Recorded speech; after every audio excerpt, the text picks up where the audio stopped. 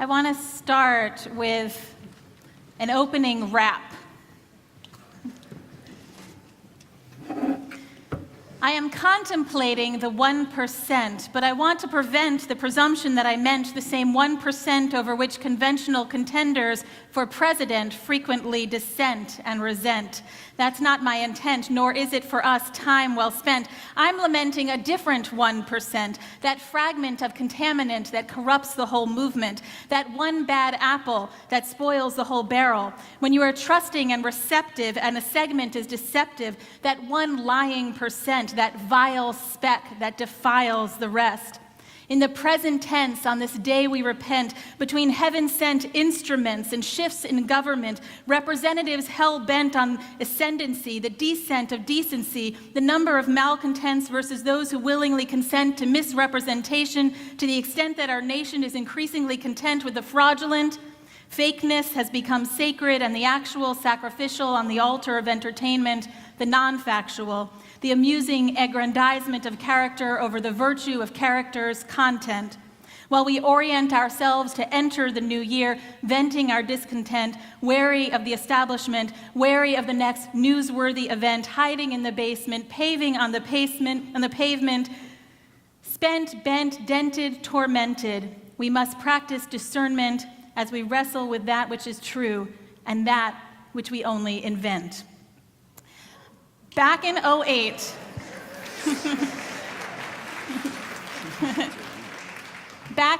a presidential candidate who was a successful attorney, a senator, much loved, was revealed to be having an affair. Suspected of fathering a child with his mistress, he denied the affair, he denied the child, he denied everything until he couldn't anymore. At which point he said, "I guess being 99% honest is no longer enough."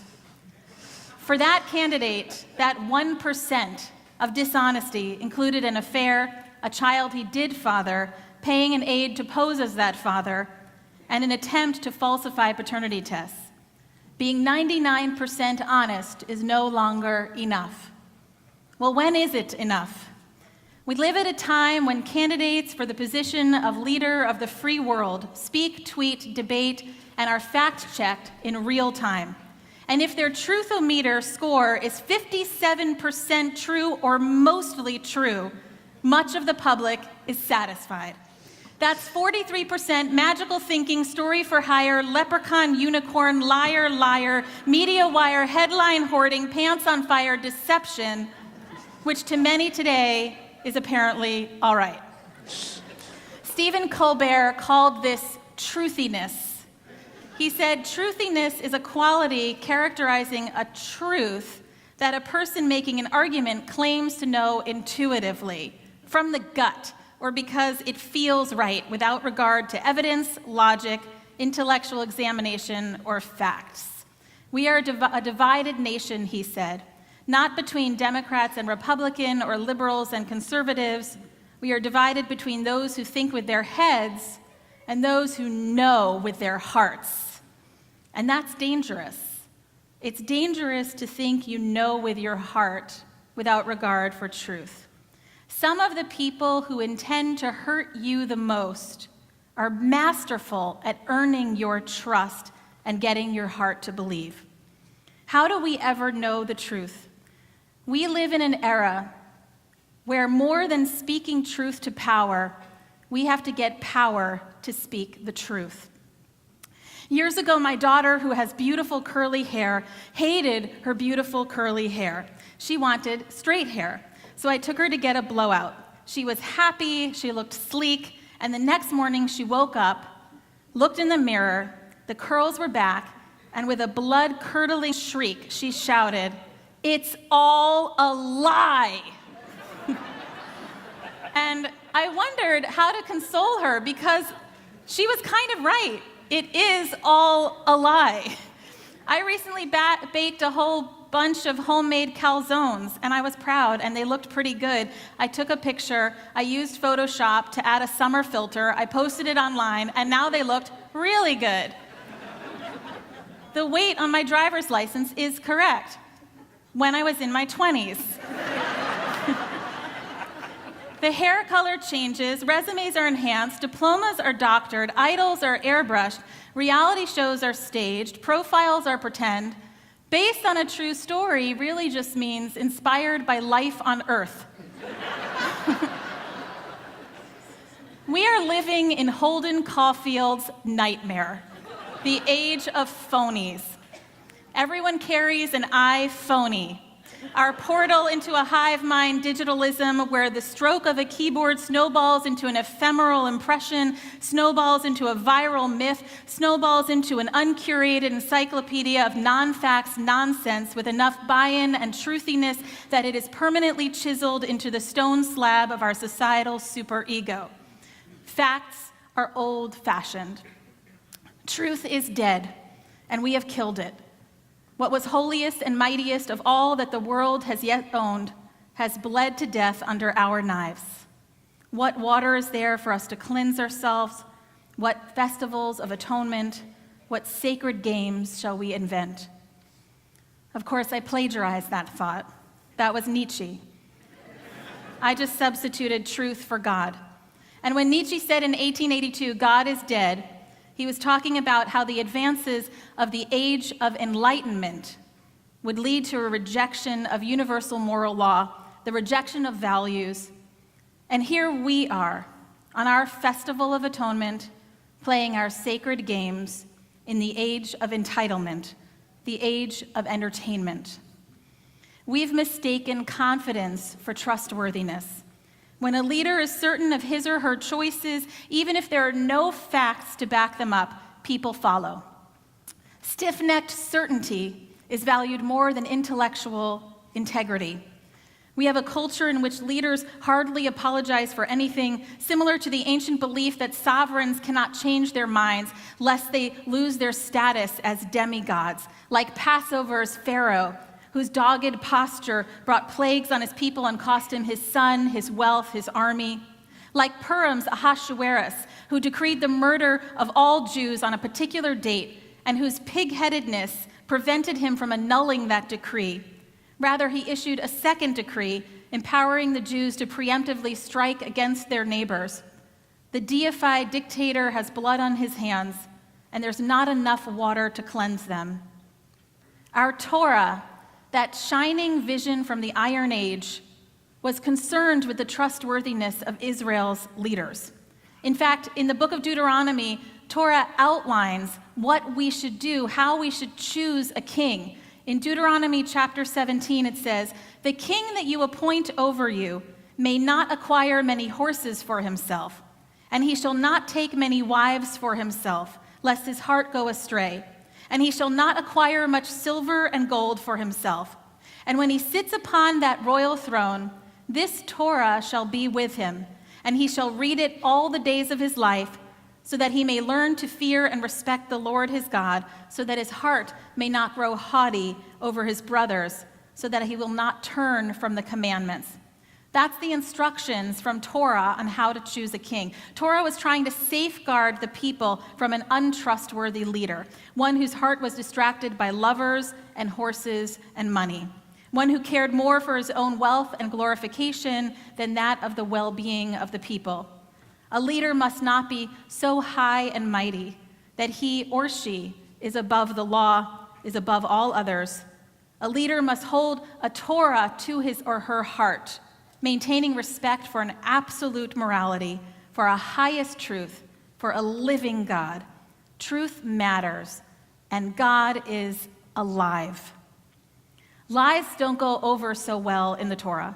Jacob dressing up as his brother Esau to trick their blind father leads to animosity and bloodshed throughout the ages. Jacob's own sons lied to him when they say his son Joseph was torn to death by wild beasts, when in fact they had sold him to the Ishmaelites. However, the rabbis say that there are times when it is permissible to lie, when plain truth can be really injurious. In the Torah, Sarah is 90 years old when she learns that she's to have a child. She laughs and she says, "Am I to have enjoyment with my husband so old?" That's a funny thing to say in that moment. She seems less perplexed at the idea that at her age she might carry a child, and more about the question of her husband's performance. God reports this to Abraham, saying, "Why did Sarah laugh, saying, 'Shall I in truth bear a child, old as I am?'" But that's not what Sarah said. She didn't say, "Old as I am." She said, "Can my husband really give me enjoyment?" It's a big difference. So how did God get that wrong? The rabbis say this is an example of what we call shalom bayit, peace in the home, a very high commandment. Every now and then, a small fib in order to preserve the peace in the home is good. In fact, Talmud even gives examples of when it's preferable to lie. What does one sing before a bride? Even if she is lame and blind, one is to say how graceful and beautiful she is. Talmud also says that if you are late to synagogue because of having sexual relations with your wife, and someone says, "Why are you so tardy?" you're allowed to make something up and not tell them why. A lot of you are late to synagogue, and most of you don't show up at all. So I wonder about that. I would argue that shalom bayit has nothing to do with lying. It's not about fibbing. I would disagree with that. It's not about being dishonest. It's about delivering honesty on a cushion of tenderness. You might think the bride is unattractive, but the person marrying her doesn't. Her partner thinks she is beautiful, and so it's about trying to see other people and see situations through loving eyes. And when we perceive through loving eyes, then we're elevated. Paul Simon has a song called Tenderness with the lyric, "You say you care for me, but there's no tenderness beneath your honesty. You don't have to lie to me. Just give me some tenderness beneath your honesty." And yes, Otis Redding, I know you have a song too, and I agree that we should try some. Honesty plus tenderness equals trust. Maybe we're inherently untruthful. We all learn to lie at a very young age. I think cross-culturally, every human being tells the very same first lie when some nosy nudnik interrupts our playtime and asks, "Did you make something in your diaper?"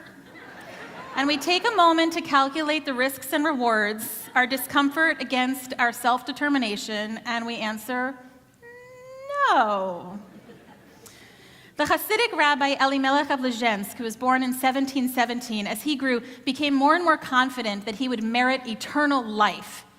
And when people asked him, "Why are you so sure that you'll merit eternal life?" he said, "When I arrive at the gates of Eden, they will ask me, 'Did you learn enough Torah?' And I'll say, 'No.'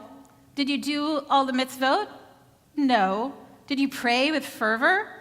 'No.' 'What of your good deeds?' 'I didn't have any.' And then they'll say, 'What an honest man. Come on in.'" Even in paradise, an honest person is a rare find. But honesty isn't a back door to forgiveness.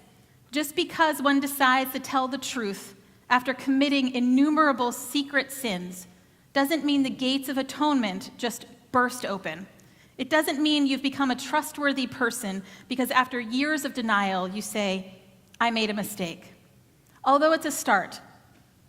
Marriage and family therapist Sherry Myers writes that trust is the belief that I am safe, you are safe, and the world of us is safe.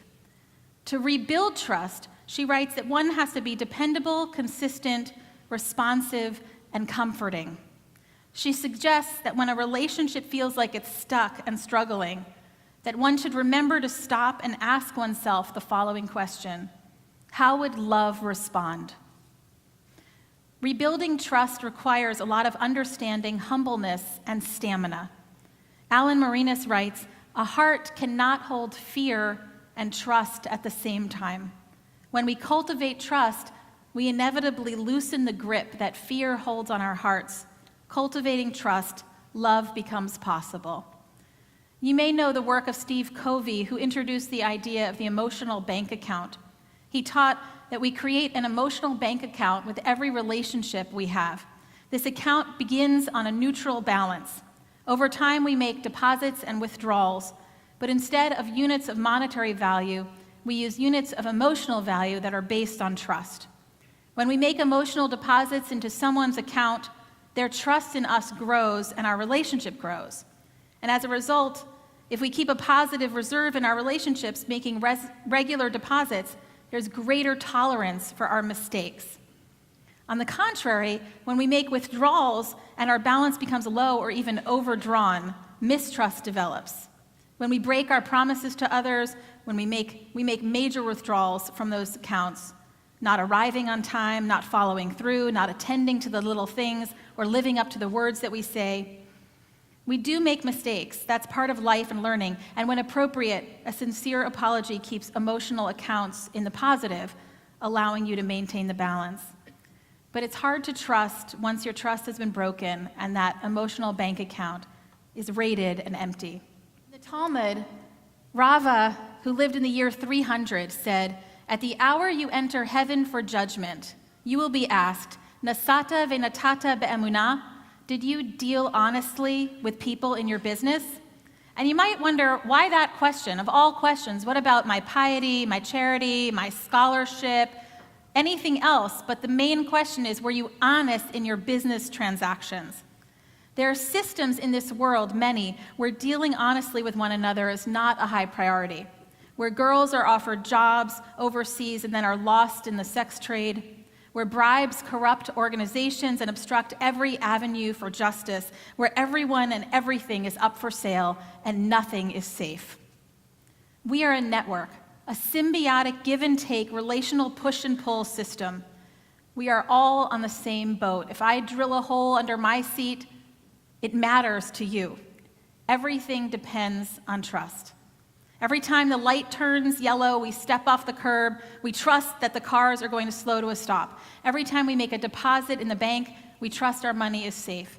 Every time we enter our credit card number, our social security number, we trust that it'll be used correctly. Every time we get a root canal, we trust the one holding the drill. Every time we drop our kids off at school, we trust that they're in caring hands. Every time the mechanic tells you what is wrong with your car, every time the contractor says we've encountered a problem, every time you hire a dog sitter, every time you click here, every time you step out of your home, every time you knock on the door to say trick or treat, every time you turn the corner to catch a rare Pokemon, every time you accept a drink at a party, every time you receive a diagnosis, you are trusting others to be honest and tender and not take advantage of you. Everything depends on trust. However, collectively, we have an increasing sense of betrayal, a fear that it's all rigged. There is a great mistrust between people and politicians who are supposed to represent them, great mistrust between communities and the police who are supposed to protect them.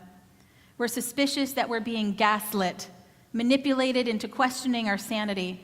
Politicians regularly saying, "I never said that," even though we've heard the tapes. Police saying, "It didn't happen that way," even though we've watched the videos. The repetitive denials, even of that which has been captured on tape or on film, are designed to chip away our trust in ourselves. And like Ingrid Bergman in the 1944 film Gaslight, we worry that our accurate observations are actually wrong and we might be insane. We're encouraged to dismiss scientific data. We're encouraged not to trust our FBI, our Attorney General. We fear everything is rigged. We are weary of trusting. Every time the light turns yellow, we assume that cars are going to speed up. We're suspicious of banks learning of unauthorized accounts in our names. We're weary from every time we're told by doctors and dentists this won't hurt at all, and it does. We're suspicious when we go in for an oil change and the mechanic says you need a new radiator. We have been betrayed by companies that have labeled food kosher and organic when they're not, by merchants who sell diamonds that are fake, by being overcharged and scammed. We crave leaders who are trustworthy, leaders who will work to restore and rebuild trust, who are dependable, consistent, responsive, and comforting, who are understanding and wise, who have pure hearts of service. Trustworthiness means that the world of us is safe. It means I believe you won't hurt me, that you won't abandon me, that if you send my child to war, it is for a noble reason and you'll do everything you can to protect him, that there is as much transparency as public safety will allow, that you know we are going where we are going and that I won't be left behind, that you recognize my inherent worth even when I'm disabled, that you recognize my inherent beauty even when I'm deformed. that you treat me with dignity no matter my income, race, gender, sexuality, or citizenship, that I merit your care, that you will discern without bias.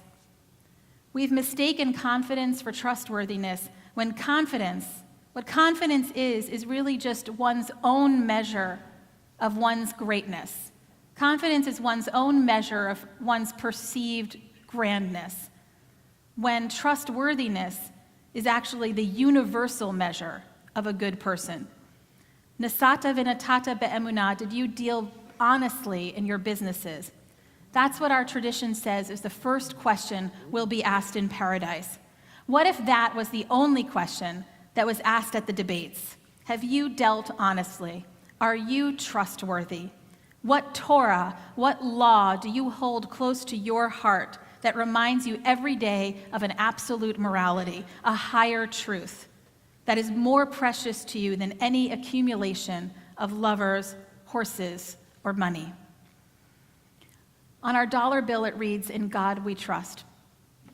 The touch point of our entire network of exchange reminds us that we are bound into a trusteeship with God, and that our life is our true asset. Our breath is our capital. Our soul is our fortune. God leases everything to us, and Torah is the deed, which we seal with our good deeds. And our good deeds inspire other good deeds, and it accumulates interests. For some God knows why reason, God finds us trustworthy, and God appoints us the trustees, and we are renewing that trusteeship right now with the book of life. In the book of Jeremiah, it's written, "Blessed is the person who trusts in God." In Judaism, trust, the word is bitachon, and faith, emunah, are related. Maimonides said that one first needs faith in order to trust.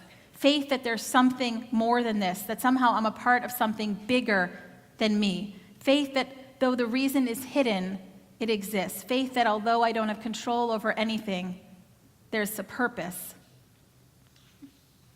Too much trust, however, can be dangerous. We would be foolish to trust everyone, but trustworthiness is never dangerous. To be on time, to respect boundaries, to act with sincerity, to deliver honesty with tenderness, to create safe environments, to keep confidentiality, these are what make you trustworthy, sought after, admired, and adored. Success depends on how much you've cultivated people's trust in you. A person should not trust everyone. Hopefully you have a community of people you do trust, friends, handy people, medical people, teachers, advisors, clergy. And as you expand that circle of trust, I encourage you to look outside of your own demographic. If you're entering a new job, look to a retiree for advice, for mentorship, one who you don't see as a threat, but who has a wealth of wisdom and willingness to share. And if you're of an age where you find yourself saying, kids these days, and we're all doomed, look to a millennial who can tour you through the changes in such a way that it may not be as scary as it seems. You should not trust everyone, but everyone should trust you. The goal isn't to trust everyone because not everyone is worthy of your trust. The goal is to be trustworthy, that your legacy is good and proud and just. If everyone finds you trusting, you are vulnerable to being played a fool. If everyone finds you trustworthy, you are beloved and a precious jewel. If everyone finds you trusting, there will be bottles that say drink me and cakes that say eat me and ads that say buy me aplenty with nothing to show for it. If everyone finds you trustworthy, there will be people who always want to be with you, who will seek your guidance and wisdom, who will entrust you with their dreams and stories, and you will have an abundance to show for it. At the hour you enter heaven for judgment, they will say, Nasata v'natata be'emunah. Did you deal honestly with people in business? Rava didn't say trust everyone. He didn't promise that everyone else would have equal weights and measures, only that you needed to have equal weights and measures. We look at ourselves in the mirror. Do we say, it's all a lie, weighing ourselves against the false measures presented by our glossy, materialistic world, shallow and fragile as the mirror itself? My daughter likes her curls, by the way, now. Or do we take the time to bolster our trustworthiness, to exercise compassion in that heart and excise judgment from that mind?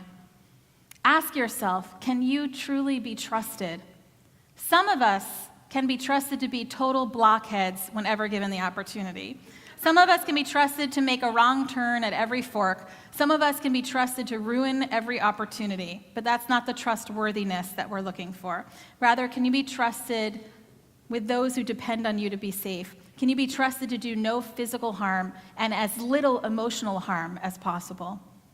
Ask yourself, can you be trusted for you? Can you make healthy decisions for you? Can you trust yourself to keep yourself safe and do yourself no harm? To not beat yourself up for every perceived shortfalling? To resist constantly comparing yourself to others, to be good to yourself and grateful for who you are and where you are? And if you're disappointed in yourself and the path to lifting yourself up seems slippery and steep, can you ask yourself, how would love respond? And try a little tenderness. In this new year, may our leaders merit our trust through their words and their actions. May trustworthiness become a value that once again matters a lot. May trustworthiness be our measure, more than confidence, charisma, and quotability. May we invest the time in building our own trustworthiness, for a trustworthy person is a treasure to all. May the real-time fact-checking truth-o-meter soon register 100%. On this day of judgment, the angels weigh that which is precious in us, and they measure the reach of our deeds. Our property is our good name, and it determines the acreage of our influence. Every time we default on a promise, we break a trust, but we have the chance to regain it starting now. Today is all about taking an accounting of our deeds. This is your moment to open a new emotional bank account. Blessed is the person who trusts in God, spoke the prophet Jeremiah. And blessed is the person in whom all can trust. May fear loosen its grip on our hearts and love become possible again. Amen. Amen.